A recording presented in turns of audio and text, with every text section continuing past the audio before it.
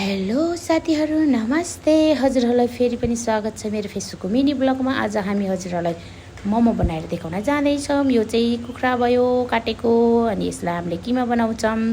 किमा बनाइसकेपछि मैले अब प्याज पनि काट्छु। प्याज काटिसकेपछि किमामा राख्छु। अनि यो किमा मिक्स गर्नको लागि चाहिँ मेरो बुढाको काम ल। अनि मेरो काम भनेको अचार बनाउने, पिठो मुस्ने।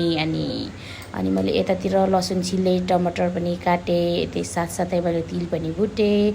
अचार बनाउनको लागि मैले भाँडा तताएर तेल हालेँ। तेल हालिसकेपछि तेल एकछिन तताउन पऱ्यो नि त, तातो हुन दिन पऱ्यो। त्यो तातो भइसकेपछि मैले उता काटेको टमाटर एउटा डल्ले खुर्सानी हालिदिएँ। अनि यसमा नुन बेसार सबै हालिसकेपछि यत्तिको भइसकेपछि मैले यता तिल थिच्दै गरेँ। फेरि तिल थिच्दा टमाटर पनि थिचेँ। अनि गर्मी भयो, पानी त पिउनै पऱ्यो। अनि यत्तिको अचार बनाइसक्यो। यो अलि मिक्सर भएको भए अलि धुलो हुन्थ्यो होला, मैले यत्तिकै ओखलमा कुटेको भएर त्यत्तिको भयो। अनि मेरो काम यता फेरि सुरु भयो पिठो मुस्नको लागि। पिठो यत्तिको मुसिसकेपछि बुढाको काम सुरु भयो। बुढाले त्यसमा नुन मसला तेल सबै हालिसकेपछि मोमो बनाइसक्नु भयो। अनि अरू पकाउने काम मेरो पाकिसके। यता हेर्नु है, अब ल मैले त खाएँ ल। बाई बाई साथीहरू, फेरि पनि भेटौँला अर्को भिडियोमा।